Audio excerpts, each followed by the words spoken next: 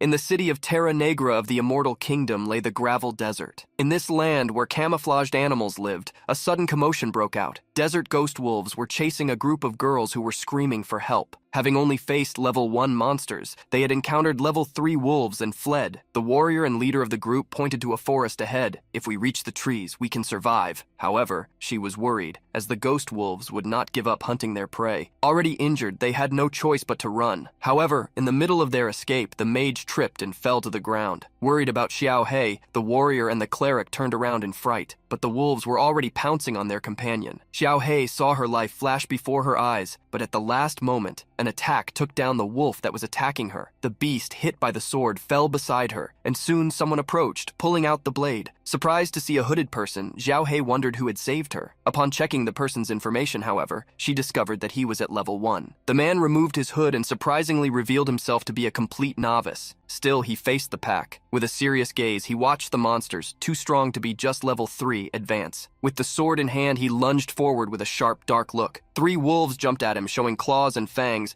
but his attacks drew a continuous arc, eliminating them before they could prove to be a threat. The girls were shocked to see the level 1 young man demonstrate such strength. The sword he wielded drew attention. The group leader couldn't believe he had defeated 4 desert ghost wolves with a simple novice sword. Xiao Hei was then surprised to notice something on the horizon. A new pack of wolves had appeared. Faced with the large horde, they hid behind the mysterious man. But soon fear spoke louder, and they ran. "Run! This wolf horde is capable of wiping out an entire novice village," she warned the young man, but he only smiled. As he extended his hand, power overflowed around him, and 5 cards emerged. With them, the system's voice echoed, "Player Lin Yuen, would you like to summon skeleton warriors?" He confirmed the request, launching the cards forward. As soon as they fell to the ground, they formed a powerful summoning magic circle. From the ground, a skeletal hand emerged. 5 level 3 skeleton warriors were summoned, roaring to the afterlife. The wolves were not intimidated and advanced to use the bones as snacks, but confident Lin Yuen whispered, "Let's see who will be turned into pieces first." The skeletons advanced, confronting the horde in an overwhelming manner. Their swords blocked attacks and launched counterattacks immediately afterward. Lin Yuen joined the battle, brandishing his blade alongside the skeleton warriors. 15 minutes later, all the wolves were already on the ground. Lin Yuen pulled out his sword after defeating the 16th desert ghost wolf. While obtaining 16 wolf teeth as a reward, power flowed to him and the skeletons. Souls seemed to leave the summoned creatures, flying towards Lin Yuen. Shocked, the cleric of the group of girls asked if she was dreaming. Xiao Hei approached Lin Yuen, questioning if he was a mage for using summoning abilities, some of which she, even as a mage, had never seen before. Lin Yuen stared at the girl with his red eyes. "Who said I'm a mage?" Surprised, the young woman wanted to know what he was, but received only a smile in response. Lin Yuen possessed a forbidden triple S tier class, Necromancer. He, coming from the blue planet, was a reincarnated person. 3 years ago, scientists had observed a mysterious planet called Magic Planet, which had suddenly appeared near the blue planet. 3 months ago, an enigmatic company announced a virtual reality game called Immortal World, shocking the world. Upon entering Immortal World, humans were categorized into different classes, and through the leveling system, acquired skills to fight. At first, no one paid much attention, as it seemed like just a game, until people started gaining power in the real world. These people were called the Chosen. From then on, a group of cultists known as the Evil Star Deity Faithful began invading the real world from the virtual one, attacking players. Chaos took over the planet, and unfortunately Lin Yuen's parents were victims of the tragedy. Humans from all sides united to fight but were defeated by the cultists. Lin Yuen was one of those who perished in the final battle. However, an hour ago, he was reincarnated at the moment of his first entry into Immortal World, obtaining a triple S tier class. With this new power, he swore that he would become strong enough to protect the blue planet and his family. Bending down, the protagonist extended his hand over one of the fallen wolves. From the body, as well as from the others, energy shadows rose. A notification appeared. "Do you wish to use Shadow Summon on the bodies of the desert ghost wolves?" As soon as Lin Yuen confirmed, the wolves stood up with a new power. This special class possessed the physical traits of a warrior and the ability to use Shadow Summon, turning monster bodies into zombies. These zombified creatures not only inherited the abilities they had in life, but also gained the new skill Dormant Body, which granted them immunity to most negative effects. Extending his hand, Lin Yuen used another ability, the Gate of the Underworld. The ground under the wolves split open as if if gates were opening. This ability maintained the reincarnated monsters, increasing both the number of servants in his possession and their level. When the true gate appeared, it opened for the wolves to enter. Lin Yuen was confident that with enough level, he would create an army of unstoppable zombies. Upon seeing the young man revive the wolves as zombies, the warrior hastily asked who he was. Ignoring the question, Lin Yuen realized that the time had come. The time for the world boss, the giant wolf, to emerge. A notification appeared for everyone, mainly showing Lin Yuen that it was time to face the boss. Lightning spread across the red sky, alerting all players. From the cracks opened by the lightning, the sky tore open and dark eyes emerged in the void. The players understood that the giant wolf was about to appear. Remembering that it possessed long-range attacks, the novices hurriedly fled. As they ran in despair, a shadow appeared, attacking them. A pair of players hid behind rocks. The immense black and red wolf possessed teeth as large as human arms and a gaze as deep as the most intense fire. A player was shocked to see his brother attacked by the wolf, but was held back by his companions. Alone, he couldn't do anything. The hidden pair wondered if anyone would be able to defeat such a monster. Soon they saw someone advancing. It was Lin Yuen. The protagonist was carrying the worn sword with a downcast look. Observing that blade, the hidden players concluded that he could only be a novice. Still, he was facing a Lord tier, level 6 monster. In Immortal World, monsters were categorized into different tiers: normal, elite, leader, lord, king, monarch, and deity. Among them, a Lord tier monster, even at level 1, already represented a deadly threat to novices. Lin Yuen stood before the huge wolf, which growled in his direction. From the hiding spot, someone shouted, "Are you crazy? Run away!" But the level 6 boss monster had already marked him as prey. Standing before the great wolf, Lin Yuen came to a conclusion. "You're not as impressive as they say." The provocation infuriated the wolf. With a roar, the monster launched a column of energy against Lin Yuen, but he disappeared. The protagonist had leaped backward, dodging. The wolf then advanced, revealing its claws. With a serious look, Lin Yuen recalled his past life. That creature possessed strengthening abilities, but only had 3,400 hit points and 510 attack points. For adventurers in the gravel desert who were usually level 3, it would be almost impossible to defeat it without a team. Lin Yuen remembered how much he had suffered against it in the past. However, after countless battles, he was a different person. The wolf's claws came down on him,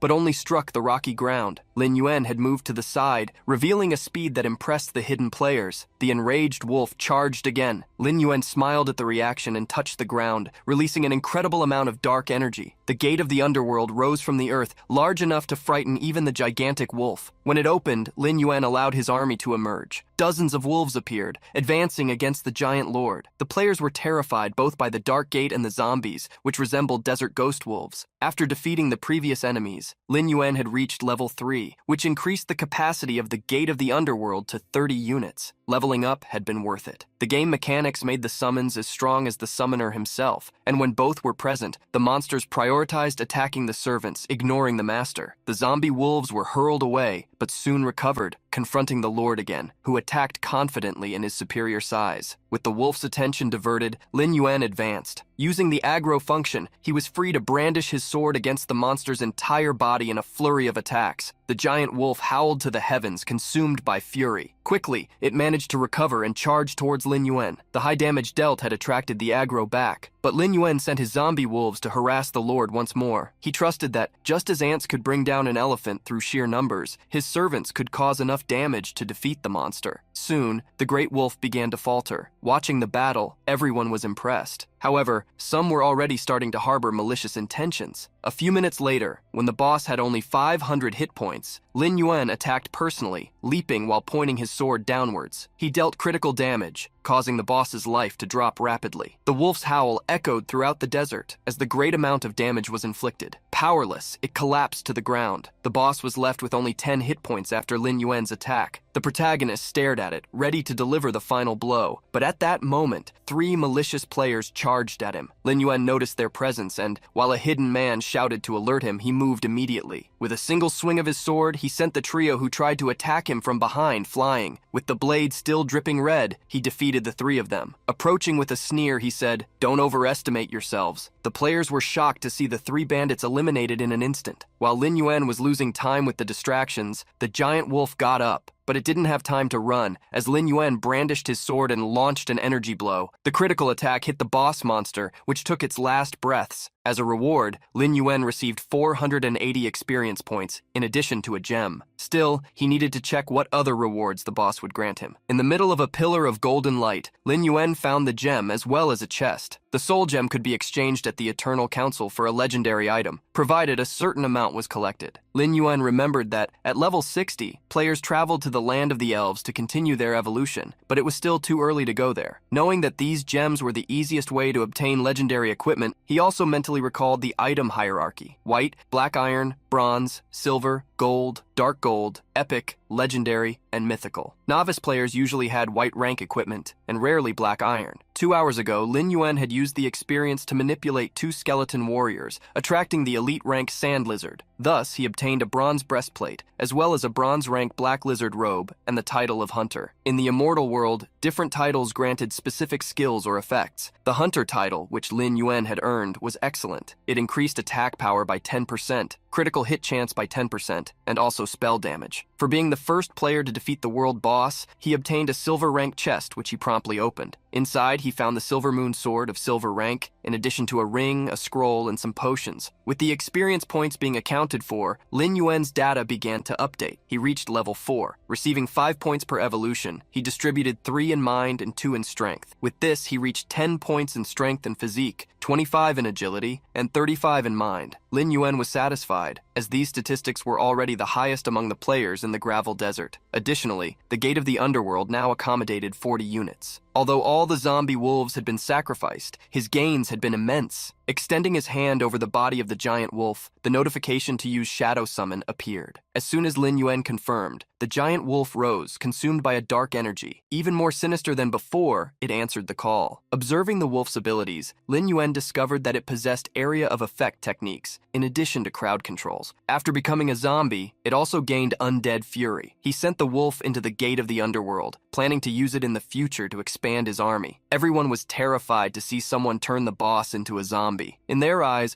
Lin Yuen was scarier than the monsters themselves. At that moment, Lin Yuen realized something. People started disappearing from their hiding spots. They hid even further away, so they wouldn't enter his line of sight. After the 3 bandits were eliminated, they ended up dropping some swords. They were good for low-level players, but Lin Yuen had gotten better weapons. Picking up one of the swords, he walked up to the rocks where the players were hiding, frightened. The protagonist approached a specific one. "You were the one who shouted just now, weren't you?" The young man stammered, afraid to answer. Unexpectedly, Lin Yuen gifted him the extra sword. As soon as he handed over the weapon, he said goodbye and left. Everyone gathered around the young man who received it, shocked, as it was worth tens of thousands. After walking for 10 minutes, Lin Yuen felt something strange. A sense of weakening began to emerge. In the real world, he removed the helmet that connected him to the game. The device had shut down due to lack of battery. Sighing, he reminded himself that he needed to earn money to buy the immersion capsule. Upon exiting the game, he observed the Immortal World start screen. This was a hyper-realistic holographic game, divided into multiple logins based on continental areas. Furthermore, each login area contained different kingdoms for players to choose from. In the Elpad district, where Lin Yuen lived, there were 4 countries: the ancestral country of the West Desert, the Southern Empire, the Northern Hades Empire, and Tidal Island. It was possible to choose a birthplace, and upon restarting in this world, he made the same choice as in his past life: the ancestral continent of the West Desert. He had done this because, in his other life, he had discovered a secret. In the final war, a spatial rift had appeared. Torn apart by the monsters, Lin Yuen heard the cries for help from countless people. But it was at that moment that, from the rift, winged beings appeared. Among the winged beings, there was a hooded man. A yellow sapphire adorned a brooch on his clothes, the emblem of the Desert Kingdom Guild. The first follower of the Evil Star deity had actually been a human player. Lin Yuen knew that this follower was crucial for the descent of the evil sovereign, and that, with only 3 years remaining, he needed to eliminate him to prevent the tragedy from repeating itself. However, the only clue he had was the emblem. Only the guilds of the main city of the Western Desert used insignias with yellow sapphires, and the condition to enter the city was to reach level 10. To expose the enemy's true identity, he needed to hurry up and increase his level. Thinking about this, Lin Yuen made an attempt. Opening his hand, he summoned the Skeleton Warrior card. He had become one of the Chosen, just like the other Immortal World players, who could transport their powers outside the game. The Chosen, also known as the Sons of Destiny, possessed a powerful secret class and extremely high luck. They would be the main fighting force in the confrontation against the evil sovereign, which would occur in a few years. In real life, the abilities had only been obtained after the Blue Star catastrophe, but this time, they occurred much earlier. The forbidden necromancer ability that Lin Yuen had received was not common, but it was not yet known how superior it was compared to other secret classes. Suddenly, the protagonist heard a noise outside the room. It was already past lunchtime, and he received a visit. His parents were surprised to see the various sophisticated dishes on the table. Serving the last of the dishes, Lin Yuen asked them to help themselves. His mother told her husband to eat quickly, admiring her son's gesture. Lin Yuen had learned that one of the human characteristics was realizing the value of something only after almost losing it. In his past life, he lived in ignorance, spending his days uselessly. His parents constantly argued due to his gaming addiction. But when the disaster happened, he discovered, painfully, how foolish he had been. Since it was Sunday, Lin Yuen asked if little Tan would not come home for lunch. Happily, his mother revealed that Tan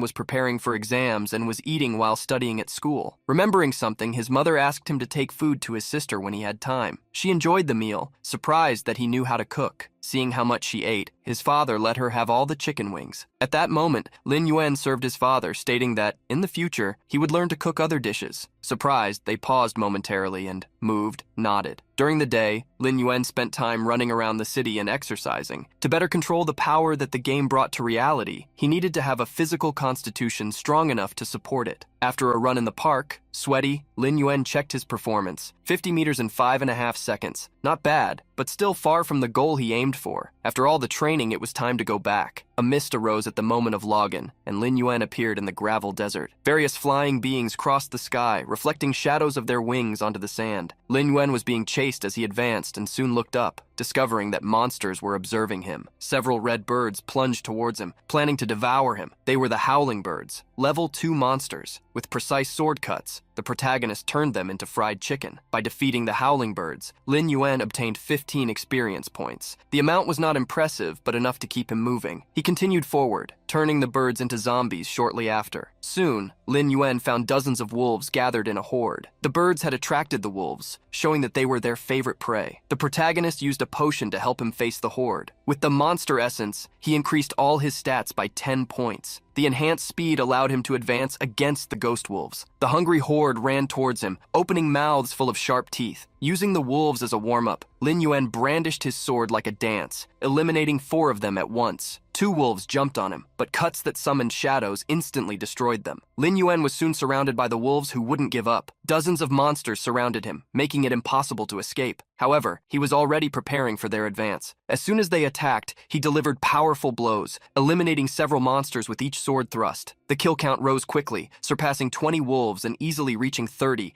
thanks to his sword skill and the attributes he had evolved. When he reached 40 kills, Lin Yuen hit level 5. The gate of the underworld was opened once more, and the zombie wolves were directed into it. After 2 intense battles, he had formed his army of monsters again. With the 4 main attributes increased by the monster essence, Lin Yuen's combat power was enough to face elite monsters at the same level. This marked the beginning of his plan to go to the city to find a certain person. The protagonist entered a house with cracks in the walls. There was a drunkard, Quincy, the instructor of the mages of Black Sand City. Lin Yuen was there to learn skills. In the game Immortal World, skills were usually acquired in books left by monsters or in treasure chests. Additionally, each profession had its own novice instructor, responsible for teaching skills. Quincy was the instructor for novice mages. Upon realizing the young man's intentions, Quincy celebrated, as he would earn money for drinks for the rest of the month. Despite having been a mage in his past life, Lin Yuen had little information about the necromancer class, but believed that it considered magic as the attribute for its abilities. Before moving on to specialized skills, he intended to learn the basic mage skills. I want to learn the spiritual flame skill, the art of healing, and also the art of concealment. The protagonist threw a bag of coins to Quincy, exactly what the instructor wanted. Seeing the countless silver coins, Quincy was satisfied. Extending his hand, the drunkard created a sphere of energy. Do your best, young man, for the glory of the mages who will shine upon you with splendor. Lin Yuen learned the 3 desired skills: spiritual flame, which dealt damage to the target; art of healing, which restored 10% of health; art of concealment, which made the user camouflaged for 5 seconds. The protagonist already had a lot of knowledge about how the skills could be used, but since they were too simple, he hoped to evolve them, something that required resources. Lin Yuen set a plan: go back to hunting and level up. To the east of Black Sand City was the Black Sand Mountain, accessible only by a narrow stone path. Upon reaching the end of the path, Lin Yuen was congratulated for discovering the cobalt mine. Kobolds were level 5 5 monsters that lived near caves. They had keen sense of smell, could hunt in the dark, and carried out ambushes. Even more dangerously, the number of kobolds in each group reached hundreds. In terms of number and level, the kobolds were completely superior to common monsters, becoming a powerful source for the kobold army. Lin Yuen used a night vision potion, lasting 30 minutes. He intended to use the kobolds to maximize skill proficiency, in addition to opening some treasure chests. As soon as his ghost wolf army appeared, Lin Yuen raised a torch. "Advance and clear the path ahead." The wolves quickly entered the dark cave. The protagonist and his wolves walked through the cave for 15 minutes. After a long time, Lin Yuen found something. A chamber in the cave showed traces of civilization, as well as movements in the darkness. The protagonist threw the torch forward, lighting up the space. The torch fell into another chamber, after a flight of stairs, revealing the kobolds. With red eyes, the monsters charged towards the undead army. The undead wolves also advanced under Lin Yuen's order. "Eliminate them all! Leave none alive!" The protagonist charged with the wolves, facing the kobolds. The monsters, with a werewolf appearance, carried pickaxes or attacked with their claws. But the undead wolves that Lin Yuen controlled showed the strength they possessed, and thanks to Lin Yuen's own support, dominated the battle. The kobolds relied on their smash skills to deal powerful damage, but Lin Yuen's sharp sword could eliminate them with a single blow. The combat power of each kobold was not great, so the only thing that really mattered in the battle was dodging the pickaxe. Several kobolds united, leaping towards Lin Yuen. At this moment, he used the concealment skill. The pickaxes hit the ground as Lin Yuen had disappeared. Appearing behind one of the kobolds, he mocked, "You idiot, I'm here." The protagonist used his sword to attack the kobolds as if he were preparing a barbecue. Soon, a total of 20 kobolds had been eliminated. Having won the first part of the battle, Lin Yuen retreated. The art of concealment ended, as it only lasted 5 seconds, but it was enough to increase the 100 points needed to evolve the skill by 5 points. However, as the kobold's attributes were very low, the evolution of the skill became extremely slow. Lin Yuen didn't stand still and used the necromancy skill on the kobolds, who rose in the shadows. Raising his sword, he commanded, "From now on, you will replace the undead ghost wolves.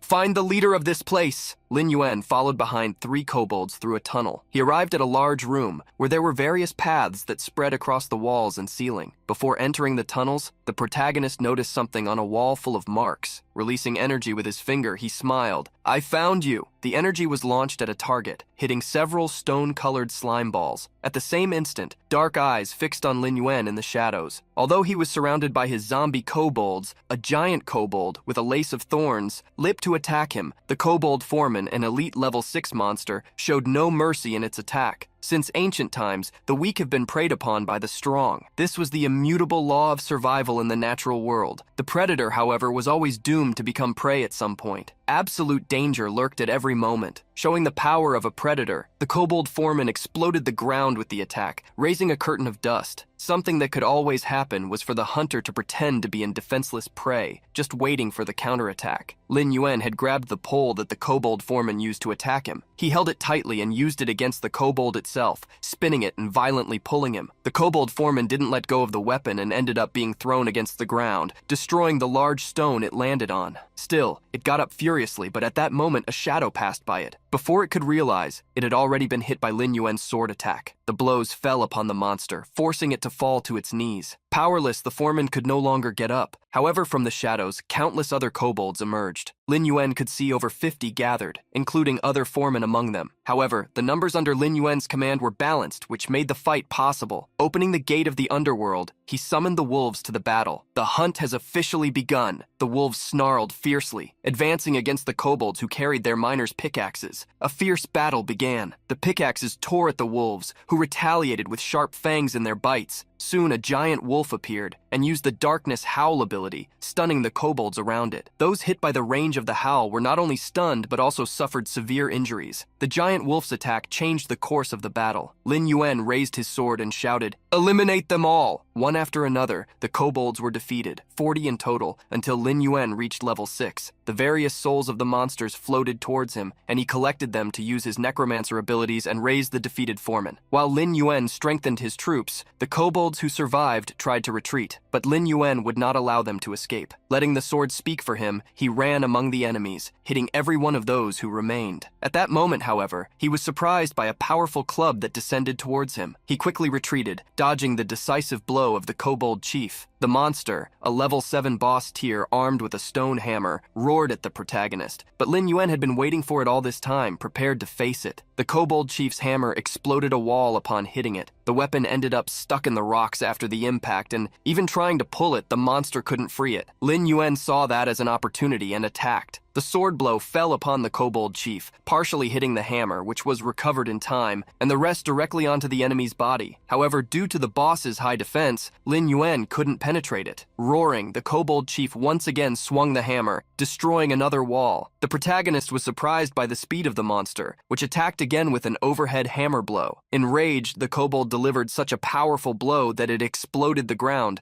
throwing Lin Yuen far away. The protagonist recovered quickly. The boss's attacks did not follow a simple pattern, not even compared to other monsters of the same level. Based on the strength it demonstrated, it was at least 3 times more powerful than elite monsters. Lin Yuen devised a plan: maintain the distance between them, and at the same time, ensure that the chief continued to receive damage. To do this, he raised his various zombies, surrounding the enemy. Each of the summoned monsters used their abilities, attacking the kobold chief, who counterattacked with a devastating blow, a spin that created a hurricane capable of dealing double damage. As soon as his undead escaped the spinning attack, Lin Yuen commanded again, "Advance!" The wolves leaped onto the kobold, sinking their teeth into its flesh. The giant wolf roared fiercely, activating the Undead Wrath Group ability. The power and critical hit chance of all monsters in the area increased considerably. With the buff, the wolves jumped against the kobold chief once more. As if lightning bolts were falling on it due to the energy that dominated the undead creatures, the monster howled helplessly. The battle intensified more and more. Lin Yuen still had a weapon up his sleeve, the spiritual flame magic. A barrage of flames fell upon the kobold chief, who was practically immobilized by the wolves surrounding it. Since the kobold's magic defense was extremely low, the flames completely enveloped the chief's body, causing additional damage. Howling in pain, the monster managed to free itself from the flames despite the injuries. It charged once more against Lin Yuen, the real threat. But when it approached, Lin Yuen activated the concealment skill, moving behind the enemy without showing mercy, his eyes fixed on the exposed nape of the neck. Pointing the sword downwards, Lin Yuen plunged it in like a knife through butter. The kobold chief roared in agony, spun its body, and with a hammer blow, threw the protagonist away. Still, Lin Yuen, sword in hand, rose to challenge the boss monster again. At that moment, one of his zombie wolves lunged towards him. Mounting the giant wolf, he took the lead of the attack, guiding his beasts against the enemy. The kobold chief, however, showed its immense power once more, swinging the hammer and spreading destruction. But its armor was already beginning to be damaged by the wolves that sank their fangs and claws into it. Lin Yuen took advantage of the opening and conjured countless celestial fires, making them rain down on the kobold chief once more. Surrounded by the flames, the boss monster roared in pain and suffering.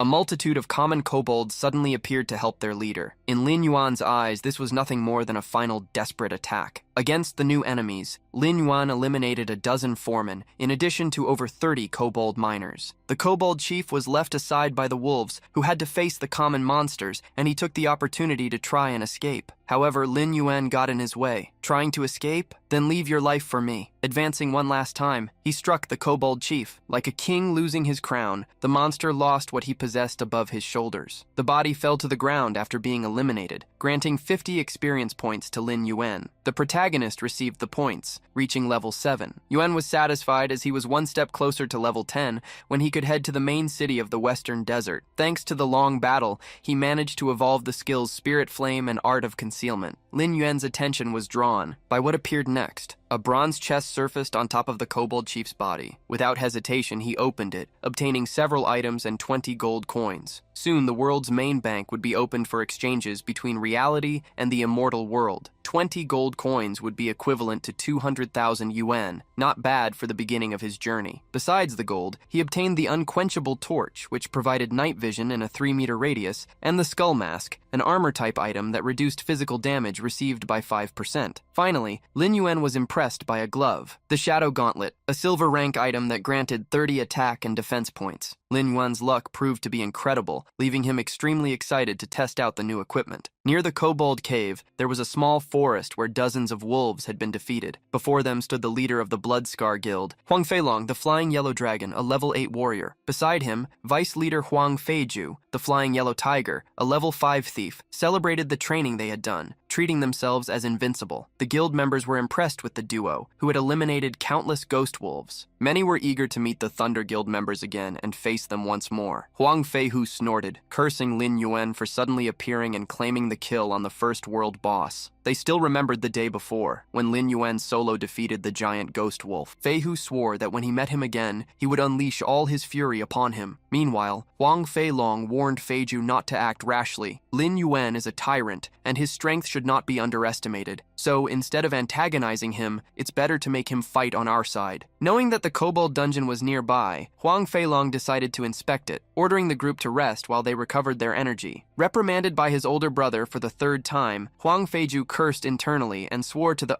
heavens, Lin Yuen, just you wait. The day I find you, I will eliminate you so my brother can see who is truly powerful. A bald monk suddenly caught Feiju's attention. Vice leader, don't get angry over that useless person. Look over here. Curious, Feiju followed the direction pointed out by his subordinate. Amidst the trees, a mage was happily walking. Huang Feihu and his subordinates cast malicious glances at the young woman. The protagonist left the Kobold dungeon through another entrance. He had managed to add the Kobold chief to his collection, in addition to increasing the number of undead in the underworld to 70. As he planned to advance further with his plans, he heard a girl's scream. Don't come near! He noticed a scared and wounded mage, retreating in front of a group of people. Climbing onto a small mound, she was surrounded. Huang Feihu smiled maliciously with his companions, trying to deceive her. Don't worry, you'll have fun with us instead of suffering. However, the mage kept waving her staff. If you come closer, I'll attack. But before she could do such a thing, Huang Feihu appeared before her, kicking her staff away. He managed to throw her to the ground and held her by the hair. If you won't give up, I want to see how you'll react. He smiled like a madman, taking advantage of the mage's despair for his own amusement. Like a maniac, he pulled at her clothes, but at the same instant his cheek was deformed by a punch that carried a large amount of energy. The owner of that fist was wearing a glove, which sent Huang Feihu flying. Seeing the blow that struck the vice-captain of the Bloodscar Guild, the group of subordinates was dumbfounded. Feihu dragged himself on the ground until he hit a large rock, raising a curtain of smoke. Powerless, he was pinned against the rock. Having tested the new glove, Lin Yuen commented to himself, "The effect is not so bad, easier to use than I imagined." One of the subordinates tried to escape quickly to get the guild leader. At the same time, two others shouted, "Who are you? If you anger the Bloodscar Guild, your fate will be sealed." The protagonist ignored the threats and stared at them. He focused on the guild's crest, which had an axe and two crossed swords. He remembered this guild, where most players had a red name for committing evil. Red name players had been classified by the system for having more than 6 sin points, due to criminal acts, deliberate attacks, robberies, or the like. Although the evil governor had not yet invaded the world, and the attack on players had not yet reached the real world, losing equipment and levels tremendously affected players. With such things in mind, Lin Yuen asked a simple question. "Are you all from the Bloodscar Guild?" The group was surprised, but a bald man boasted, "That's right. We are a renowned guild in Black Sand City. You've enraged our vice-captain. Has fear filled your heart now?" Maliciously, the bald man ordered him to crawl and call him Grandpa repeatedly to receive forgiveness. Seeing that there was no point in talking, Lin Yuen simply attacked the duo in front of him with a single blow. Like pieces of a disassembled doll, arms flew. The amputated group fell to the ground, being forced to kneel. The mage who had been saved by Lin Yuen was shocked by his strength. In a corner of the wall, Huang Feihu was getting up, still shaking, after using a potion that restored 20% of his health points and magic points. He gnashed his teeth and stood up with fury dominating him, overflowing with evil energy. "Damn it, your destiny is condemnation." At that moment, a voice also emerged. "Let's see who dares to mess with a dragon and a tiger." The protagonist looked back, drawn by the voice. The guild member who had fled pointed up. "He's the one who attacked the vice leader." Annoyed, Huang Feilong grabbed his axe while shouting, "Who?" But he stopped suddenly. He was staring into dark, cold, and indifferent eyes, which possessed an overwhelming presence. In the unknown man's hand was a sharp, shining ice sword, capable of cutting through anything. The aura emanating from him caused those around him to suffocate without realizing it. Ignoring these things, the Scar Guild member shouted, "Master, hurry up and show this brat our power." The subordinate cursed Lin Yuen, but Huang Feilong couldn't move. Knowing that sword looked like one obtained from eliminating a boss-level monster, he was 90% sure he was facing the person called Lin Yuen. With a dark look, he knew he couldn't avoid this battle. At the same instant, someone leaped from behind Lin Yuen. The mage looked up, shouting, "Watch your back!" Huang Feihu leaped while carrying two swords and cursing, "Perish, damn you!" At the same moment, Huang Feilong brandished his axe. "Young man, you made a stupid decision by confronting us!" Lin Yuen was being attacked from the front and the back, but those who attacked him were surprised. An energy surged, as did a kobold chief carrying a hammer. The kobold smiled maliciously and swung the tool. It hit Huang Feihu squarely, throwing him far away with a single attack. Lin Yuen addressed Huang Feilong. "You're next!" Feilong was speechless at such words. Before he could realize, Lin Yuen's attack had already hit him, carrying an oppressive energy. With a single blow, the protagonist took down the guild leader and mocked, "This guild doesn't even have the qualification to be taken seriously." A notification popped up for Lin Yuen. For eliminating a human player, his sin value had increased by 2 points, but he expected these 2 points to disappear, as long as he didn't accumulate any more within a week. Seeing other Bloodscar guild members flee, the mage hastily asked if they should chase them. However, Lin Yuen didn't want to go after insects. He checked the bodies of those he had defeated. From Huang Feilong, he obtained an explosive battle axe of silver rank, as well as the twin dragon blades that Huang Feihu possessed, along with the bronze rank thorny dagger. Although he had no use for the items, Lin Yuen thought about selling them. At that moment, the mage who had been attacked approached with kitten eyes. "Great, sir. Thank you for saving me, but I don't even know your name yet." The protagonist turned and declared, "One day you will find out my name on the world's top 10 list." The declaration surprised the young mage, but stomping her feet, she complained, "Who cares about such a trivial list? Sir, take me with you." Lin Yuen had arrived in the Desert of Lamentations, where there was nothing but sand. A monster emerged, submerged in the soil. Thunder scorpions jumped out of the sand, attacking Lin Yuen. The protagonist reacted in time, preparing for battle. The scorpion's stinger traveled towards him, but spinning his sword, the protagonist cut them with no room for error, eliminating each one. Overflowing with overwhelming energy, the protagonist created a vortex by spinning his sword. Hunting for some time, he managed to eliminate 60 scorpions, reaching level 8. Despite reaching level 8, gathering paralyzing herbs would be quite annoying, but still an unexpected gain. 2 days before, Lin Yuen had gone to a dungeon, where he found an old man in a hat. The old man, with a braided beard, held out his hand when he saw him. "Hero, we finally meet." The protagonist received a quest from the alchemist Emor. The quest was called Emor's Will, and asked him to go to the Desert of Lamentations to gather 100 paralysis herbs and deliver them to the alchemist. After a period of time, Lin Yuen knew that a special dungeon would open in the main city. Its monsters would have electrical properties, and, to successfully defeat it, it was necessary to have high resistance. For this reason, the demand for electrical resistance potions would skyrocket, and their true value would reach hundreds of gold coins. In Lin Yuen's past life, someone made a fortune because of this. Completing the paralysis herb quest would give him the recipe for the resistance potion, which is why it was so important. Emor had arrived in Black Sand City for the first time. After this quest was taken by someone, he would disappear forever. Therefore, this was the only chance to obtain it. The protagonist promptly received the quest and went to the desert where he hunted the scorpions. They, which were level 6 electric-type monsters, were the guards of the paralysis herb. But for Lin Yuen, they posed no threat. He planned to complete the quest and use the opportunity to increase the proficiency of his skills during the hunt. Approaching the leafless herbs, he used the gathering skill. The skill, already at level 2, had a 5% bonus to increase the quality of the herbs obtained. Gathering all of them from the area, he delved further into the desert. After walking a little more, Lin Yuen suddenly stopped. He felt something on the ground, and the next moment, a stinger attacked him. The protagonist quickly retreated, escaping the surprise attack. After the forced retreat, Lin Yuen stared, frowning, at the monster he would face. He had found the dark mutant monster, the crystal lightning scorpion. Finding such a creature, which possessed a crystal instead of a stinger, in that location surprised Lin Yuen. Despite being difficult to face a level 10 monster, he smiled, excited to sharpen his sword using the scorpion's crystal shell. A powerful sword blow, which created an energy tornado, traveled towards the scorpion. Lin Yuen's sword, however, failed to pierce the shell. The scorpion's armor had no vulnerable points. The boss monster would not let the human go unpunished. Lightning flashed everywhere as the paralyzing thunderstrike had been activated. Lin Yuen tried to sink his sword into the scorpion so as not to be thrown away. The next moment, the boss activated the venomous spines attack, aiming the tip of the stinger at Lin Yuen. The protagonist managed to jump, making the scorpion hit itself. Retreating while brandishing his sword, Lin Yuen made the enemy even more furious. Since the strength of the crystal scorpion was beyond expectations, Lin Yuen needed to understand its true battle power. With pincers full of electricity, the scorpion crawled towards the protagonist. Dark power surged in Lin Yuen, who opened the gate of the underworld so that kobolds and wolves would rise before the enemy. The kobold chief used its hammer to hit the crystal scorpion, preventing its advance. However, Lin Yuen did not see the damage duplication power activate in the attack. The scorpion let out a hiss of hatred and raised its pincers, slamming them onto the ground to throw the kobolds and wolves away. The spiritual fire traveled towards the monster, managing to hit it as it was distracted. The scorpion felt the taste of the flames that had evolved. Small amounts of damage were continuously caused, and due to its large size, it couldn't dodge. With the spiritual flames, Lin Yuen continued to attack without giving the enemy any openings. In the continuation of the battle, several ropes were thrown against the scorpion to tie it up. The kobolds tried to pull it to knock it down. With the scorpion immobilized, the kobold chief had a clear path to jump with its hammer. The double damage was activated, and a critical hit occurred, breaking the monster's shell. In a fury, the scorpion managed to break the ropes and free itself. It looked for the human but didn't find him, as Lin Yuen had jumped high up. With the opening in the scorpion's shell, Lin Yuen used the effect of the hunter title to increase his attack and magic damage. "I'll break your entire body and turn it into a pile of shells." Lin Yuen's punch hit the crack, causing a strong impact that pushed the scorpion's entire body down. The creature roared one last time due to the large amount of damage, but fell to the ground, being defeated by Lin Yuen and providing 560 experience points. The protagonist soon extracted the crystal scorpion as a zombie. The level 10 monster with paralyzing attacks would not be left behind. Sounds of crawling footsteps emerged throughout the desert. The protagonist saw various scorpions approaching in the distance, forming a horde. In an instant, Lin Yuen and his new monster had been surrounded. However, he loved the opportunity. "You arrived just in time." Under Lin Yuen's command, the crystal scorpion used the thunderstorm to attack. A rain of lightning occurred, hitting all the smaller monsters in the desert and making them suffer. Lin Yuen did not stand still, putting his sword into action. With one attack after another, he hit the weak points of each scorpion, advancing to the next enemy after eliminating the previous one. His blows pierced the monster's shells, reaching their interiors and causing even more damage. In a few hours of hunting, Lin Yuen repeatedly leveled up, achieving the accomplishment of reaching level 10. He looked at the character information, confirming the arrival at level 10. The feeling of gaining 2 levels on the same day was not bad. Thanks to the long hunt, he obtained a silver rank weapon, the lightning spear, as well as the guardian boots, the ring of paralysis, and the phantom arm guard. He intended to sell some of these items in order to provide better living conditions for his parents. The protagonist walked among the defeated scorpions. Having eliminated the beasts with dark powers in that area, he was congratulated and received a gold rank book. A glow surged in Lin Yuen's hands when the brown book with a red eye was materialized. The skill present in the book was called Curse of Darkness, a technique exclusive to necromancers. The protagonist celebrated his good fortune, registering the skill in his memories. A pillar of light fell on Lin Yuen, granting him the exclusive skill. The Curse of Darkness, a shadowy mist of skeletons, dealt 20% of the target's health as damage, or, if used on an undead ally, recovered 20% of their health points. Looking at the power in his hands, the protagonist analyzed the ability. He looked around and found that his crystal scorpion only had 60% of its total health. He used the magic on the scorpion to test it. The power of the crown fell upon the scorpion, which felt the energy overflow in its body, having its health points restored to 80%. Finishing his warm-up, Lin Yuen saw that it was time to go to the main city, looking for the first subordinate. Before he left, however, he felt the shadows embrace him. This feeling was the same sensation as when someone from the real world tried to interact with him. Removing the helmet, Lin Yuen was faced with his mother, who worriedly said, "Yuen, your father hurt his back. Come help." Lin Yuen ran to the living room, putting his father's arm around his neck to help him lie down on the sofa. Lin Yuen's mother was quite distressed about her husband. "At this age, why are you being so careless? Wouldn't it be better to call a technician to fix the air conditioner?" Lin Yuen's father lay face down, sighing, "We need to save what we can. Last week when the washing machine broke, didn't I fix it?" Seeing his father treat the injury as something unimportant compared to the need to save money, the protagonist understood the worrying situation happening in his own home. The next day, the morning started earlier than usual. Lin Yuen's parents woke up to hear a noise in the kitchen. Still tired, they got up to see what Yuen was doing. They were surprised when they saw the house shining and 2 men installing a new television on the wall. Lin Yuen's father was startled when one of the men suddenly grabbed his hand. "Are you Mr. and Mrs. Lin? These are the items Lin Yuen bought. We brought them and installed them as quickly as we could." Seeing the movers installing various new items, Lin Yuen's mother felt like she was dreaming. At the same time, Lin Yuen was working out at the gym, strengthening his muscles and drawing the attention of the girls. Someone interrupted him suddenly. A gym employee approached, asking if he would like to purchase the VIP package for discounted annual access. The protagonist liked the idea and handed her his credit card. After selling the equipment he didn't need, he renovated the house and bought gym items. He intended to have his sister Xiao Tan, as well as his parents, exercise to adapt more quickly when they entered the immortal world. The gym employee was impressed. as after exercising so much, Lin Yuen didn't even seem tired. She suddenly noticed something. The card she had received was a premium VIP card, which only those with over 5 million in their accounts could obtain. The protagonist was talking to his family on the phone, stating that he had made the purchases thanks to a video game competition he won, asking Xiaotan's parents to rest and leave everything to him. With a blush, the employee could only glimpse how incredible Lin Yuen looked. At Xiushui First High School, various young people walked in the luxurious courtyard, where even fountains could be seen. A girl with blonde hair and a blue bow, matching her uniform, was waiting for someone. She was precisely Lin Tan. Behind her, 2 girls were talking. One invited her friend to visit her, as on her birthday her brother would buy her favorite strawberry cake. The friend felt quite envious of her having such a good brother. For Lin Tan, however, having a brother was not something one should be envious of. She hated her own brother, addicted to games. Annoyed, she intended to leave when someone interrupted her. Even though you're a beauty, you're too arrogant. 4 delinquents wanted to invite them out, going up to her personally to force her to accept. Frowning, Lin Tan questioned what they wanted. The 2 girls from earlier approached her, asking the same question. One of the delinquents tried to approach Lin Tan with a malicious smile. "Look at that soft skin, let me touch it." Annoyed, Lin Tan slapped his hand away. "Don't touch me." Lin Tan gave them an ultimatum, saying that if they insisted, she would call the police. Furious, the man Lin Tan pushed away attacked her. Shoved, Lin Tan fell to the ground. Fury seemed to have taken over the delinquent, who attacked her with all his might. Afraid, Lin Tan closed her eyes, putting her hands in front of her body to protect herself. In the last second, someone hastily grabbed the fist of the man who tried to attack her. Lin Tan opened her eyes, realizing that nothing had hit her. With a sinister look, a young man questioned, "Who allowed you to attack my sister?" Lin Tan was surprised to see Lin Yuen. Not yielding to fear, the delinquent shouted, "Where did this dog come from?" In an instant, he charged at Lin Yuen, as did his 3 companions. However, before Lin Yuen was hit, he dodged an attack and punched the guy he was holding by the wrist. He followed with an uppercut on another, launched a spinning kick on the 4th, and finally stepped on the face of the one who tried to attack his sister, sinking him into the ground. A crowd gathered around Lin Yuen, who walked over the delinquents. Lin Tan and her friends were in shock. The protagonist looked at them, showing that everything was fine. Following her brother, Lin Tan asked why he had come to her school. She didn't understand why her game-addicted brother had come to pick her up. Surprising her, Lin Yuen revealed that their father had a backache. She hastily asked, "Backache? Is it serious?" However, he reassured her. After the quick response, there was silence between the 2. Lin Tan hadn't talked to Lin Yuen for a long time, so there was an awkward atmosphere between them. However, he didn't seem to care and walked with indifference. Suddenly, Lin Tan's 2 friends ran up to her. "Class president!" They gathered around Lin Tan, asking if the young man was really her brother, since he didn't look like a lazy bum. One of them seemed quite excited. "I didn't know Senior Lin Yuen was so skilled and handsome. Why did you never talk about him before?" Her friend calling her brother handsome left Lin Tan confused. Several other girls walking through the schoolyard ended up having the same opinion as Lin Tan's friends. Unexpectedly, he had become quite popular, while Lin Tan wondered, since when her brother was so tall, a girl approached Lin Yuen. In Lin Tan's mind, various confusions arose about her brother's body. She always saw him as a skinny guy, consumed by playing video games, a bum who isolated himself. Now she could feel a great change coming from him. After some conversation, Lin Tan's friend said goodbye. Confused, Lin Tan looked at her brother. He had crouched down for her to climb onto his back, which drew the attention of several girls. Blushing angrily, she wondered what her brother was doing, wanting to carry her in front of so many people. However, Lin Tan was pulled by him before she realized it. He put her on his back even against her will. Lin Tan, worried, looked around, but Lin Yuen reassured her, stating that her classmates had already left. He knew his sister had hurt her ankle when she was pushed, which is why he wanted to help her. Lin Tan could understand what was going through her brother's mind and was surprised that he noticed the injury. Lin Yuen's parents were surprised when they saw their son enter the house carrying their sister on his back. They were so amazed that they exchanged silent glances. In the end, they stood up, relieved that they were back. Later, while Lin Yuen was washing the dishes, his mother asked Tantan if she didn't think her brother had completely changed. Their father agreed, remembering how he cooked and bought things for the house. The mother also reminded her daughter of how the relationship between the two had returned to what it was when they were children. Feeling a strangeness in Lin Yuen, Lin Tan did not dismiss the assumption that he might have changed. Soon, Lin Yuen finished washing the dishes and, taking off his apron, announced that he was going back to his room. Lin Tan stared at her brother going back to his room and cursed internally. What was I expecting? He's still a game-addicted, unemployed person. However, suddenly, Lin Yuen returned. handing her a bottle. He asked her to apply the cream after bathing, as it had an excellent therapeutic effect. Finally, Lin Yuen returned to his room, asking them not to interrupt him if it wasn't important. Linton held the jar of cream in her hands, nodding as she changed her mind. He's right, no one likes it when people enter their rooms. She ended up smiling without even realizing it. This made her mother comment, "See, I told you your relationship has improved." Curious, their mother asked what had happened at school. Not wanting to answer, Linton said she was going to take a shower. Inside the room, the protagonist heard the conversation between the two. He sat in the chair, believing that the domestic problems were now resolved. Finally putting on the helmet, he was ready to return to the game. The protagonist descended into the main district, the Wind Sands. Smiling, he declared, "Let's find that rat." Entering the Wind Sands, he headed towards the Great Palace. In front of the palace, a man had been knocked down by a guard and tried to defend himself. "Honorable officer, I swear by the heavens that this is a misunderstanding." However, the guard was determined to throw him in prison. Suddenly, the guard spotted a stranger, but what he saw disappeared, making him wonder if it had been an illusion. Lin Yuen hid behind a wall while the guard led the prisoner away. The senses of the patrol soldiers were sharp. Lin Yuen still needed to stay quiet for 3 days for his sin level to return to 0. Still, he needed to take this opportunity to find an old friend in the streets of the main city. The protagonist went to the church, which looked more like a palace. In the church, Father Lawrence was giving his sermon and performing a baptism. Lin Yuen announced his arrival upon entering. "I came from the House of Charity for the Poor." Lawrence stared at the hooded man, who continued, "I heard that there is a patient in critical condition. I came to treat him." Lawrence led the protagonist into the church quarters and revealed the situation of the knight Doug. Lying on the bed with a green mark on his chest that spread through his veins was one of the strongest lion scorpion knights. In Lin Yuen's previous life, when he reached level 15, he barely managed to obtain a gold rank weapon from Doug. This time, he came to treat the poisons present in the knight's body. Doug weakly opened his eyes and analyzed Lin Yuen, surprised. "Only a level 10 mage? Even the patrol soldiers are at a higher level than you." However, as soon as Doug tried to get up, he heavily vomited a dark slime. The poison was already corroding his insides, showing the urgency of the treatment. Lin Yuen warned, "You won't live more than a month." The soldier stated that, to treat the poison, 1,000 grams of rotten gillfish fat was needed, which could only be found in the dangerous muddy clay desert. A quest was formed for Lin Yuen so that he could collect the item capable of saving Doug. The protagonist obviously accepted it. He headed to the indicated location, a place similar to a sand swamp where snakes and catfish swam. The rotten gillfish with sharp teeth leaped from the muddy water, targeting 2 players. Several others, however, advanced to defend them. Swinging its tail, the fish launched a long-range attack against the humans. A red-cloaked knight managed to dodge, but his companions were not so lucky. When the players fell into the mud, they were surrounded by the gillfish. Using their tail jump, the catfish attacked, besides opening their mouths so big that they were capable of swallowing the humans whole. The knight, seeing what was happening to her companions, gritted her teeth. However, in front of her, the fish had already opened its mouth to swallow her. She knew those were her final moments. However, suddenly, a silhouette appeared beside her. Grabbing the back of her shirt, Lin Yuen pulled her. Throwing her away, he complained, "Don't get in my way." Spiritual flames surged around Lin Yuen, who intensified them for an attack. Amidst the flames, the fish had no way to dodge and only glimpsed the brilliance of the flames. A large explosion happened, engulfing the fish all at once. Still holding the knight, Lin Yuen landed on the ground. Having survived, the knight was still in shock. She tried to speak to the person who saved her, but he disappeared, leaving only the shadows of the hero who had appeared at the last moment. Using the spiritual flames, Lin Yuen continued to attack as he advanced. He rained fire upon the muddy swamp where several gillfish swam. As a desperate attack, they tried to emerge, leaping out of the water to hunt the one who attacked them. Hastily, the knight shouted, "Great hero, be careful!" The various fish tried to swallow Lin Yuen, but he escaped while mocking all of them. Quickly, the protagonist retreated to dry land. Immediately, he materialized his sword and cursed. Disgusting beings. Together, they only become more disgusting. The protagonist faced the catfish head-on, cutting them with his sword as he passed through each one. Those who watched him were shocked. They couldn't understand how a group of 8 couldn't equate to such a great hero. However, the knight and the others were confronted with the most frightening threat of the gillfish, the group attack. From a gathered school, lightning seemed to surge. Suddenly, a toxin exploded from the muddy lake, covering the entire area. The protagonist was surprised and was confronted with a large amount of dark energy, the cursed echo traveling towards him. However, for Lin Yuen, that was just a common trick. He wouldn't fall for it in this life either. The protagonist used the gate of the underworld to summon the giant wolf. Use the hungry wolf howl ability. From the top of the mound, the giant wolf howled, causing the catfish to become dizzy. The protagonist then used the awakened mask, which had a defensive effect against toxins. He returned to descend to the sand swamp to attack the fish with the mask that allowed him to breathe normally. As he advanced, he brandished his energy-filled sword. "Submit and meet your end!" Lin Yuen aimed at the vital points of the catfish, slicing each of them into sushi. Against the last catfish, he raised his sword like an Excalibur. In a matter of minutes, the protagonist had already piled up countless enemies. A final one, who had managed to escape, tried to flee. However, for Lin Yuen, it was too slow. With the sword in his hands, he threw it at the catfish. The blade traveled like an arrow, exploding on the target not far away. The knight and her team were impressed, but it was too early to lower their guard. Countless gillfish were approaching. The protagonist summoned the zombie lightning scorpion to hunt them. The king of the sands strengthened its claws, using the crystal lightning ability. From the scorpion's body, various crystals flew towards the catfish. The rain of attacks fell upon the sand swamp, hitting the fish, which suffered from the sharp blows. However, the catfish were not eliminated, leaving the surroundings in shock and fear. Still, Lin Yuen never intended to exterminate all of them. He jumped from stone to stone, leaving behind the pile of slaughtered fish and approaching the group of players. The knight was surprised as she understood Lin Yuen's plan. The monsters were heading towards the other catfish that had been killed. Unexpectedly, the fish began to devour each other. Whenever female catfish are eliminated or lay eggs, they release a large amount of toxins. This caused the male catfish to enter a frenzy mode, attacking anything they encountered, even fish of their own species. The protagonist had taken advantage of the catfish's characteristics to make them attack each other. Suddenly, a giant catfish that had separated managed to find Lin Yuen and attacked him. The fish jumped out of the dirty water trying to swallow him. Many were surprised, as the female was the same size as the males. However, Lin Yuen was calm. The instant before he was hit, a wolf jumped to defend him. The zombie wolves launched themselves onto the catfish, starting to devour it. The protagonist was impressed with the elite rank, level 15 monster. Almost no damage had been caused, even after he sent 6 zombie wolves. But still, they managed to immobilize the fish, facilitating the attack. Shadows surged in Lin Yuen's blow, eliminating the elite rank catfish. From the female's body, countless roe fell, which Lin Yuen quickly began to collect. As they watched, the knight and her group asked what he was doing. The giant wolf had cut the fish and, under Lin Yuen's command, began to carry it. Jumping from stone to stone, the wolf transported the fish's head full of roe. Suddenly, it dropped the basket and began to howl to attract the catfish in the mud, as the roe and its pheromones overflowed. The males, attracted by the smell, changed their route and swam hastily towards the hill where Lin Yuen was. One of the knight's companions shouted, "I remember that catfish roe attracts males. He's intentionally spreading pheromones to create chaos among the monsters." Having gathered enough monsters, the protagonist extended his hand, opening the gate of the underworld and freeing the kobolds. "It's time for you to work." With the various catfish leaving the mud, the kobolds carrying pickaxes were able to act. They attacked with the piercing tools, pulling the fish. People nearby were surprised to see something oozing from the catfish. "Is that the blue poison sac that's inside the males?" The protagonist heard and confirmed. "That's right, the poison sac that grows in the males contains a toxic gas. The bad smell it emits makes the schools of fish sense danger." The various fish swam through the muddy area, but upon approaching the blue liquid, they stopped advancing. They themselves were not immune to the poison, so they needed to stay at the mercy of the others. Seeing all the catfish flee, the knight celebrated happily. All that remained now for Lin Yuen was to complete the quest and collect the items the eliminated fish had dropped. He jumped towards the fish. Removing the mask, he was thankful for the important job it had done. It was a shame to have to spend 5 gold coins for only being able to use a certain item once, but it was still worth the effort. Raising his hand, the protagonist grabbed a jar. It served precisely to extract the rotten gillfish oil effortlessly, flying towards him. Almost forgetting something as he was leaving, a small red sphere appeared in his hand. That was an armor-type item, a flexible sphere covered in fish skin. When pressed, it released sound, vibration, and lights, causing a slight panic in aquatic creatures. The only downside was that it had to be worn like a clown nose. The knight approached Lin Yuen, stifling a laugh as she saw the red ball. However, her eyes shone, impressed. The protagonist rolled his eyes when he saw the knight offer a shower of gold to buy the clown nose. The knight's companions apologized for her, as she was always like that. Giving up the item, he just handed it over as a gift. The knight really wanted to pay, but Lin Yuen didn't care. Suddenly, a pair of wings appeared on Lin Yuen's back, like a celestial being, further impressing the knight, who saw him as a hero. In the church, 2 priests guarded a room. Inside it, Lin Yuen used a vial to release energy onto the chest of the knight Doug. The knight was impressed to be healed quickly. Doug never expected Lin Yuen to actually collect the necessary items. The quest was completed, and Lin Yuen received a gold rank weapon, the Green Spirit Blade. He was satisfied to obtain the item he had conquered in his past life. The Green Spirit Blade increased attack power and magical damage, as well as spirit points. In addition, it possessed a range ability, dealing damage equivalent to 150 spirit points of the character to enemies. Although its effect was basic, it was beyond common. It also had a secret effect. With each attack, it accumulated green spiritual energy inside the enemy, and after 3 hits caused explosive damage. At the same time, the sword had been what helped Lin Yuen in his past life cross the desert, until he became the #1 mage in the region. Lin Yuen looked at the sword with nostalgia. He also received 1,000 reputation points in the main city, and 500 points with the Scorpion Knights. Although the reputation points were only at the neutral level, just like in his past life, they would be enough to walk through the city areas. The protagonist noticed something before leaving. He had gained more affinity points with Doug. He felt that things were a little different this time. The knight Doug thanked Lin Yuen, calling him brother. If it weren't for you, I might have met my end. As a sign of gratitude, Doug wanted to reveal something to Lin Yuen. The protagonist was already satisfied with the affinity points, and now saw the opportunity to discover a secret story. Remembering the shadow of the night, Doug warned, "If you meet someone named Quincy, don't go near him." However, Lin Yuen had to frustrate him. "What's the problem with Quincy? He is my teacher." Doug was shocked to hear Lin Yuen. He realized how Lin Yuen had hidden his true class and asked, "You are a necromancer, right?" Frowning, Lin Yuen questioned how he knew, as even Quincy couldn't verify such a thing. Doug revealed, "I was a knight who reported directly to the king, responsible for all kinds of secret missions, including hunting necromancers. For this, I learned darkness perception." Doug explained that this unique ability of the Scorpion Knights made them automatically sense the presence of necromancers when they were nearby. Surprised, Lin Yuen asked if Doug already knew who he was thanks to this ability perfectly created against necromancers. Doug denied it, revealing that due to the poison, his senses had deteriorated, and only now, cured, was he able to perceive, "Now I can notice this presence of the Lord of Darkness coming from you, which cannot be hidden." Curious, the protagonist asked about this so-called Lord of Darkness. To explain it, Doug had to go back centuries in time. Within the immortal world, the most famous legend says that there is a total of 5 sacred beings, representing light, the shadow of the moon, nature, the seas, and the soul. But in the beginning there was a 6th, the Lord of Darkness. According to Doug's story, the Lord of Darkness was also called the King of the Undead and was the most powerful among the 6. Because of his strength, the Lord of Darkness did everything he wanted. He gifted his most loyal followers with a tremendous dark power, transforming them into necromancers and making them obey his orders. Under the dominion of the Lord of Darkness, the necromancers not only spread plagues, eliminating millions, but also turned the dead into zombies, causing countless disasters. With this, all nations began to boycott the Lord of Darkness. Times were destroyed, and records about him were reduced to ashes. Whenever a necromancer was discovered, he was immediately eliminated. This class came to be considered forbidden by everyone. Doug revealed that he had been poisoned by a necromancer, and the poison tortured him for 10 years. Initially, he thought he was doomed, but then he found Lin Yuen. In his past life, the protagonist had only been a mage and did not expect such a complex secret path to exist. He finally understood why the necromancer class was forbidden. Luckily, he had hidden his profile the entire time. Seeing how things became complicated, he realized that investigating the main city in search of the emblem from his past life would become even more difficult. If he didn't find a way to hide the presence of the Lord of Darkness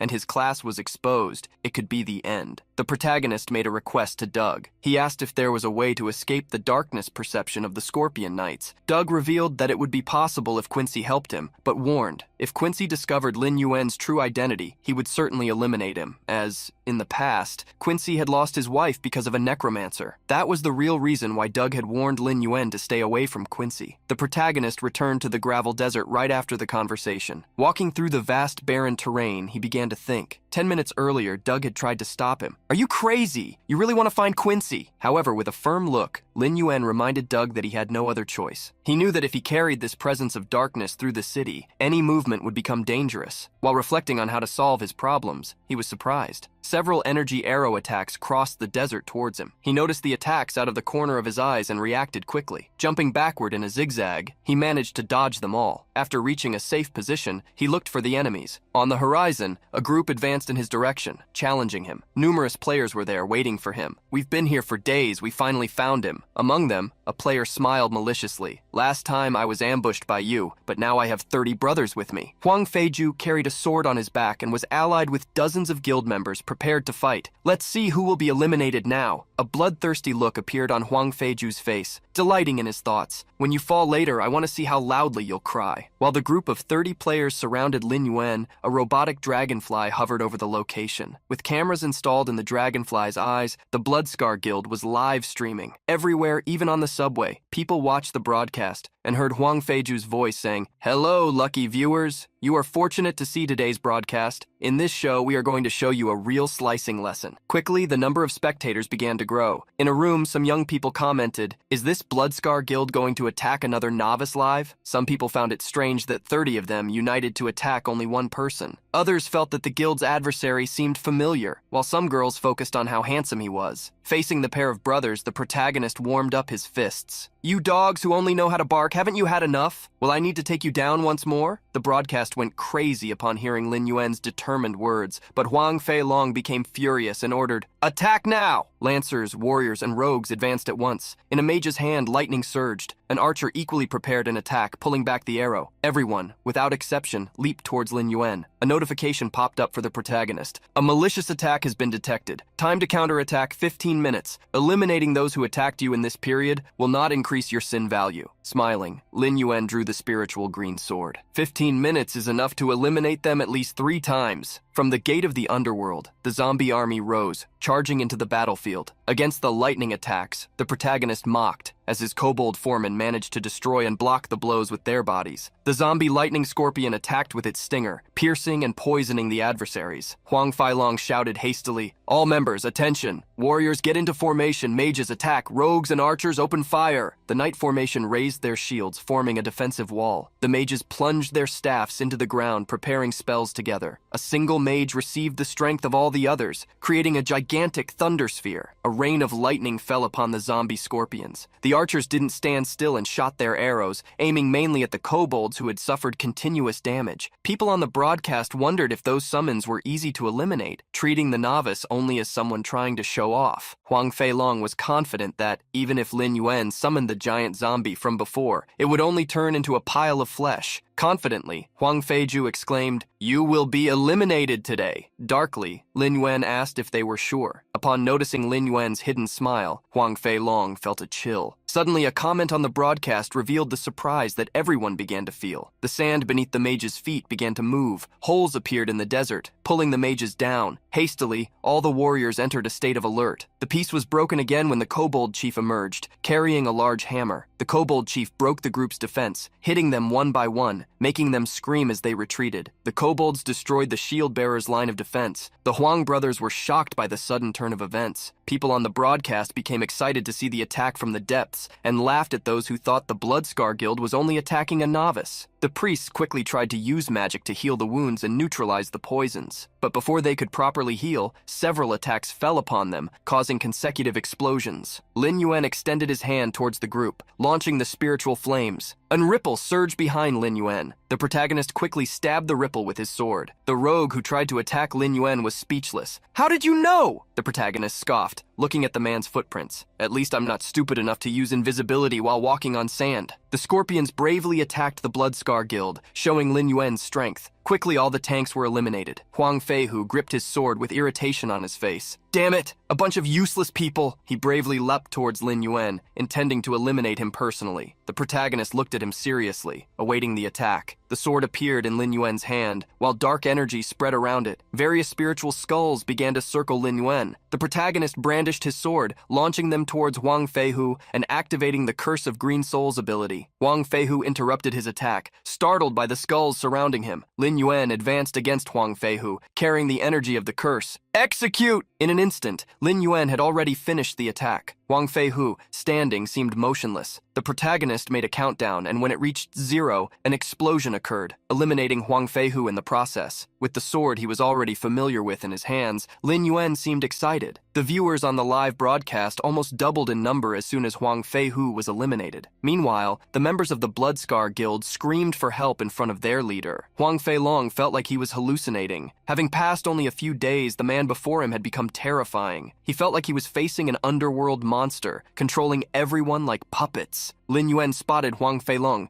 who was trying to flee. The guild leader hid behind his shield. "Please don't attack me!" The protagonist picked up his sword, walking towards Huang Feilong, who was on guard. Before Feilong could realize, the sword had already hit him under Lin Yuen's order. "It's your turn to taste despair." The sword that pierced Huang Feilong put an end to the battle. The leader of the Bloodscar Guild had finally fallen. Lin Yuen's gaze became sharp as he spotted a dragonfly flying around him. He extended his hand towards the dragonfly, launching a spiritual fire. The dragonfly exploded, finally leaving the place in silence. During the night, in a random skyscraper, an argument was happening. In a luxury apartment, some people were trying to discover the identity of a player. They learned, through messages, that the Scar Guild had faced the one who eliminated a giant wolf. Seeking to find out where Lin Yuen was, they found his location in the gravel desert and sent an S-class invitation to the Mercenary Guild. Sipping wine, a man in a suit seemed furious when thinking about Lin Yuen. In Black Sand City, an old man slept on top of barrels. Lin Yuen opened the door of the house, drawing Quincy's attention. Quincy wanted to send him away. "I'm not going to teach you today. I already have enough money." At that moment, Lin Yuen showed a serious expression, and canceling the profession hiding function stated, "I need to talk to you." As soon as Lin Yuen's forbidden class was revealed, Quincy threw a jug of drink on the floor. With a furious look, Quincy questioned even though he knew the answer. "Are you a necromancer?" The two stared at each other for a moment, with tension in the air. Quincy gritted his teeth, and power surged in the mage's hand. "How dare a necromancer appear in front of me?" Lightning exploded around Quincy, launching several pieces of wood towards Lin Yuen. The protagonist disappeared, impressing Quincy with his speed. A blur passed before the professor, and before he could realize it, a sword was already pointed at him. Surprising Quincy, the protagonist asked, "Can we talk now?" Quincy got straight to the point, questioning what Lin Yuen wanted. He remembered the hint Doug had given him before leaving the main city. In the beginning, under the dominion of the Lord of Darkness, the immortal world was immersed in endless despair. Seeking justice, Quincy, along with his own wife and his most loyal subordinates, fought against the Lord of Darkness. After an arduous battle, the necromancer was defeated, but Quincy's wife, trying to heal him, was cursed. Her soul was corrupted by darkness, losing all memories and becoming a monster that could never be reincarnated. To break the curse and save his own wife, the only method Quincy found was to defeat her corrupted soul. But after the battle, Quincy couldn't even hold a sword. Everyone believed he would spend the rest of his life in sadness until one day he published a mysterious quest. If someone could save his wife, they would receive his entire fortune. If it was a necromancer, they would also obtain the method to deceive the senses of darkness, a treasure he had conquered. Quincy planned to use the reward as a trap, save his wife, and at the same time, make the necromancers pay. However, all 158 people who accepted the quest that day never returned alive after facing his wife. Pointing his sword at Quincy, Lin Yuen demanded that he tell him about the quest. Quincy sighed. "All right, since you wish it so." The quest given by him, called Search for the Person's Soul, required that the one who accepted it free his wife's soul within 10 days. Lin Yuen didn't think much and accepted the quest. He left Quincy's house under the well wishes of the old drunkard, although inwardly the latter cursed with a smile. "Try to at least crawl back with your body intact." On the north side of Black Sand City, a memorial castle stood. Lin Yuen entered the dark castle, guided only by the moonlight. The protagonist needed to use the night vision potion. As he entered the mausoleum, he summoned kobolds to carry torches, while scorpions protected the rear. The memorial had a total of 5 floors, where the bodies of the non-playable characters of Black Sand City were arranged. Suddenly, a coffin opened and a zombie leaped out to attack Lin Yuen. However, the scorpion pierced the enemy with its sharp tail. Besides the zombies, there were also ghosts. The level of the monsters increased on each floor. On the first, there were zombies up to level 3. On the second, they reached level 6. On the third, up to level 9. And on the fourth, even more terrifying creatures emerged. Level 10 ghouls. Their gigantic bodies with tails and horns made them frightening beings. Upon reaching the end of the 3rd floor, Lin Yuen found a portal. Let's go straight to the 4th floor. The 4th floor housed the Sanctuary of the Mourners, a gloomy mausoleum. The protagonist looked around as he had heard something. Soon from the darkness, various red eyes stared at Lin Yuen. The ghouls used their wall-walking abilities to surround Lin Yuen, some even suspended from the ceiling. The elite ghouls were level 10, had 2,000 health points, their bites were poisonous, and their movements were agile. Facing the dozens of ghouls, Lin Yuen ordered, "Attack!" Immediately, the scorpions used their piercing abilities, sinking their stingers into the ghouls on the walls. A powerful blow from the giant scorpion destroyed the wall they were on. After the first attack, the large scorpion did not stop, crushing several ghouls with the swing of its tail. Lin Yuen also did not stand still, advancing against the ghouls. The sword charged with necromantic energy flashed through them, and they were torn apart without even being able to defend themselves. In an instant, a dozen ghouls had been eliminated, but Lin Yuen still had many to face. A final ghoul crawled towards him but couldn't even attack. Almost forgotten by the protagonist, it ended up being eliminated when found. Thanks to the elimination of countless monsters, the protagonist reached level 12. He leveled up faster than he expected. The only pity was not being able to use the shadow summon on the ghouls, as they were wandering spirits. As Lin Yuen walked to the end of the room, a dark power surged behind him. The protagonist quickly turned around, only to see a beam of dark light advancing towards him. He raised his sword, blocking the attack. In Lin Yuen's eyes, surprise was evident. The powerful blow managed to defeat and engulf him all at once. In a chamber lit by flames in a corridor, the dark light surged again, throwing Lin Yuen to the ground. The energy concentrated on a single point, on the chains that sealed a coffin where a woman rested in a deep sleep. The protagonist looked around, realizing that the area had completely changed. The woman in the coffin with a long green dress and sharp red claws seemed to be sleeping. Suddenly, she licked her lips and smiled. He, I've waited a long time for you. The coffin in chains exploded as the woman freed herself. Floating in the air, the vengeful spirit seemed to revel. Finally, fresh flesh and blood. Lin Yuen realized that he had been taken to the 5th level. With a menacing smile, the vengeful spirit roared, "I will slice you into pieces!" The creature's claws advanced against Lin Yuen, who raised his sword to defend himself. The vengeful boss activated the underworld flower ability, creating several thorny vines to attack Lin Yuen. The protagonist quickly retreated, dodging the blows. The spots hit by the vines released a poisonous liquid with powerful corrosive properties. Lin Yuen continued to dodge while raising his sword once more. Showing that such attacks were useless against him,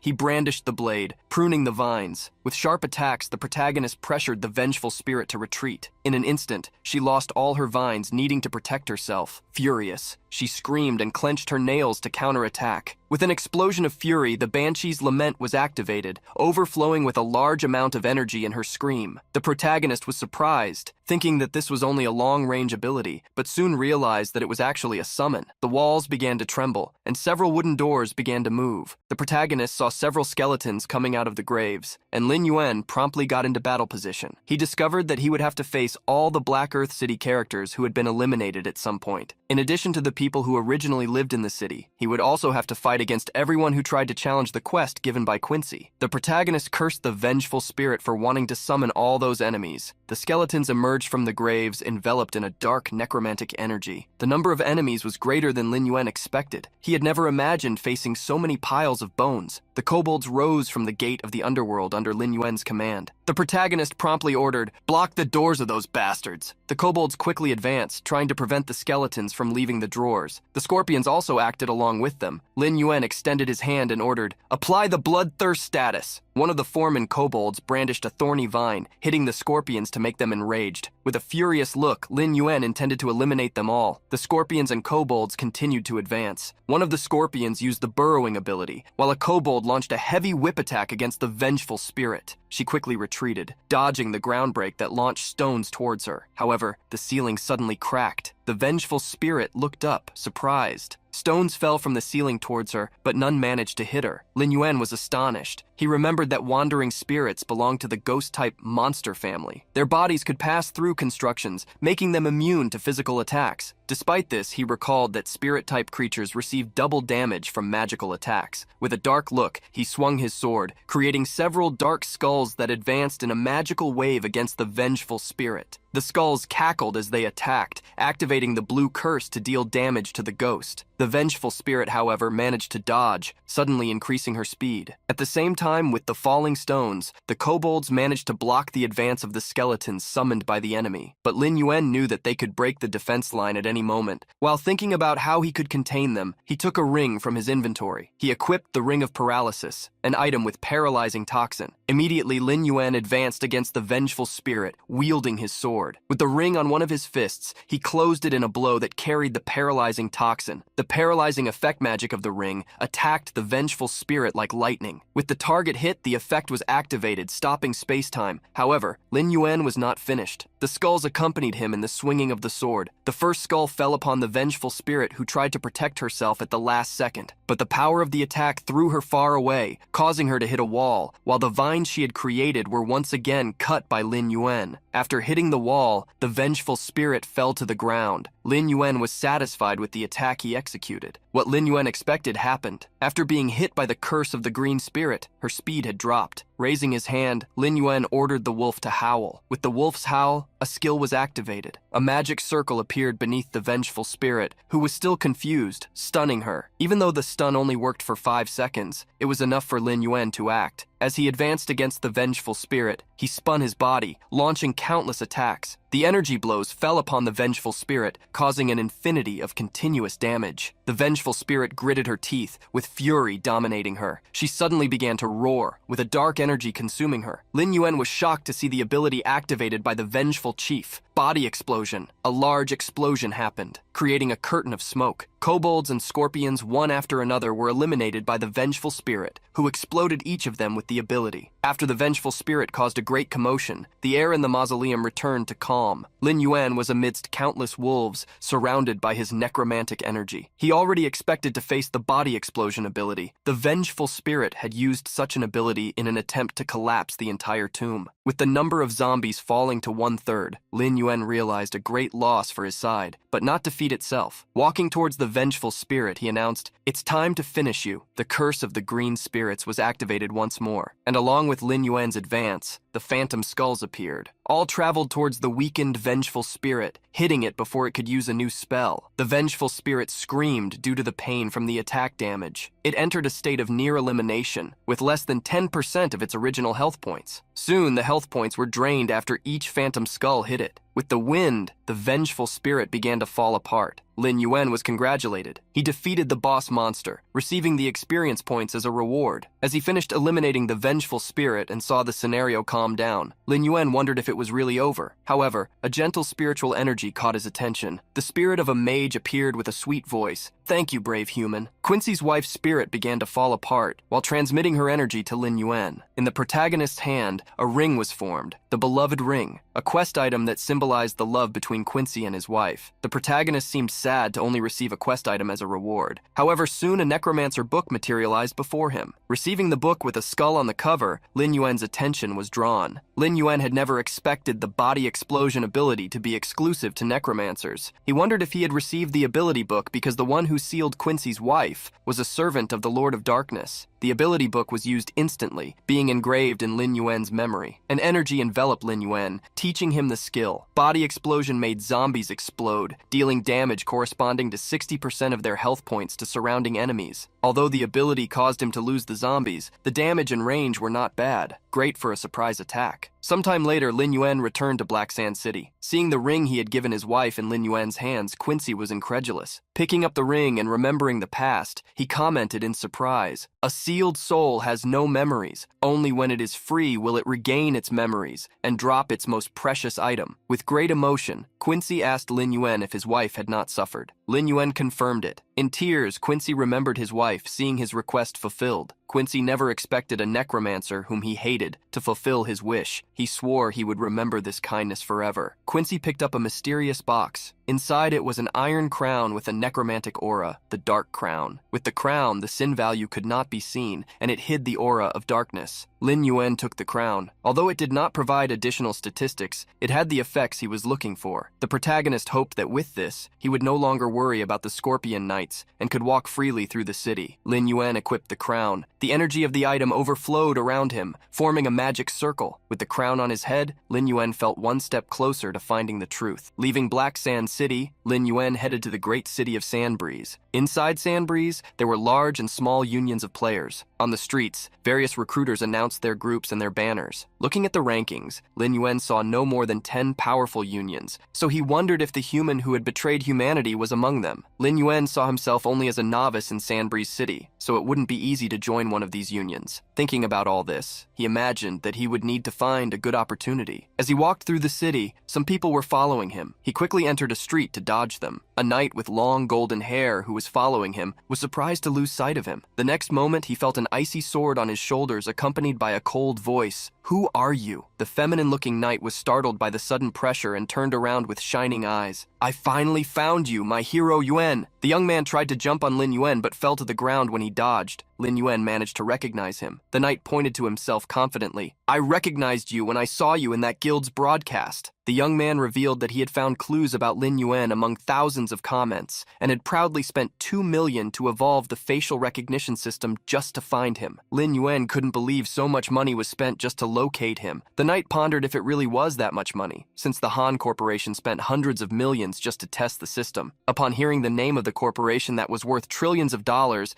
and controlled all the technology in the world, Lin Yuen was surprised to discover that the knight was related to it. Lin Yuen was so surprised that he wondered if he should eliminate him immediately. The knight's eyes sparkled as he vibrated. Lord Yuen, if you team up with me, there will be an S-rank hunt inside the Bloodscale Cave tomorrow." While begging to team up with Lin Yuen, the knight stumbled, becoming embarrassed. The protagonist told him to leave, warning him not to follow him. The knight smiled deprecatingly, knowing that someone as strong as Lin Yuen wouldn't join him. He scratched his head and sighed. For this hunt, the third team of the Black Tree Guild will also come to choose novices. If you perform well, you might have a chance. The protagonist looked at the ranking, remembering that this guild was 10th in the union rank. The knight sighed about having to try his luck alone. However, from behind him, Lin Yuen asked, "Where is the hunt?" The knight turned around surprised. Lin Yuen repeated the request for the information. The knight jumped to Lin Yuen's feet and revealed, "Tomorrow at 8 in the morning. Sir Yuen, are you in?" The protagonist pushed him away, telling him to call him just Lin Yuen. Before deciding, Lin Yuen revealed that he needed some preparations. Being pushed away, the knight seemed a little surprised. A flag with skulls was unfurled. There was the Vulture Thieves' Camp, a ruined place in the sand desert. Suddenly, an explosion happened, destroying part of the location. Lin Yuen, with necromantic energy, walked through the camp among the monsters. The Lord must be just ahead. He quickly raised the Vulture Thieves, turning them into zombies. The vultures followed Lin Yuen. With confidence, he advanced, but just ahead, coming out of a building, countless monsters emerged. Countless vultures raised their swords, protecting their leader on a throne. The vultures howled and advanced upon seeing the human. Lin Yuen did not stand still and sent his zombies into battle. Live vultures and zombies quickly entered combat, intensified by similar statistics. A normal vulture launched its sword, spinning towards Lin Yuen, who remained still in front of it. In the last instant, he disappeared, and the sword plunged into the ground. The vulture was confused. The next moment, Lin Yuen appeared behind it, brandishing his sword to eliminate it. The protagonist zigzagged between the vultures, eliminating half a dozen of them in seconds. Soon, Lin Yuen eliminated a group of 10 enemies. After passing through the vultures, he faced the leader's seat. However, he was surprised. The boss monster had disappeared. The Vulture Thief Lord suddenly appeared behind Lin Yuen. The level 19 monster used the backstab ability, trying to eliminate him. Before being hit, Lin Yuen used the body explosion ability. Several zombie vultures jumped against the Vulture Lord. Lin Yuen's eyes shone, and immediately the zombies exploded, consuming the Vulture Lord. The Vulture Lord, however, managed to escape the attack and squawked in fury. The protagonist wouldn't let it escape and quickly advanced. With a furious look, he activated the Shadow Glove. The punch headed towards the vulture, hitting it in the chest with great energy. The vulture flew towards a wall, destroying it with the impact of its body. With the powerful blow, Lin Yuen eliminated the bandit Vulture Lord, and thanks to the experience points, reached level 13. The Curse of Darkness ability reached level 3, while Body Explosion reached level 2, increasing its percentages. Lin Yuen, satisfied, observed the increase in the ability's power. He took out a skill scroll, used to evolve powers. The protagonist analyzed Body Explosion while using the scroll. The efficiency is not bad. I used the scroll to evolve Curse of Darkness before, and now I increased it to level 3. At the same time, I also learned the art of Body Explosion. With 130 slots for monsters in his army, Lin Yuen was also satisfied. The protagonist raised the level 15 vulture captains, as well as the level 19 vulture lord. He observed that upon reviving the vultures as zombies, they acquired the venomous hand ability, an attack that increased 20 poison points. He remembered that when he revived the giant wolf last time, he had obtained the Spectre's Fury ability, which increased the critical power of allies by 20%. This made Lin Yuen wonder if reviving Lord-level monsters gave them special abilities, something interesting. While thinking, he received the notification that the hunting campaign would begin in 2 hours. With excitement on his face, he decided to move. The protagonist headed to the Bloodscale Cave, formed by stones with shapes resembling scales. Leaning against a stone, he saw a glittering shine and questioned, "What are you wearing? Are you disguised as a gold statue?" In front of him was the knight with golden armor and cape who had invited him to the hunt. The knight smiled. "Yuen, I spent 50 coins to hire the master blacksmith and create this super armor." As he excitedly moved, however, the armor's belt broke. Before he realized it, his pants fell down, revealing his flowery underwear. The incident caused embarrassment both for him and for Lin Yuen, who was watching. The protagonist mocked, "It's the first time I've seen armor like this." The knight quickly adjusted his pants, giving a flimsy excuse. The next moment, the helmet's visor closed, preventing him from seeing. He hastily shouted, "I can't see! Save me, Yuen!" The knight stumbled and fell, hitting his head on another knight. When the visor was finally opened, he looked up, dumbfounded. In front of him was a gloomy bald man. The bald man, Zhao Kui, warrior and captain of the 3rd team of the Black Tree Guild, looked at him with a smile. "Are you okay?"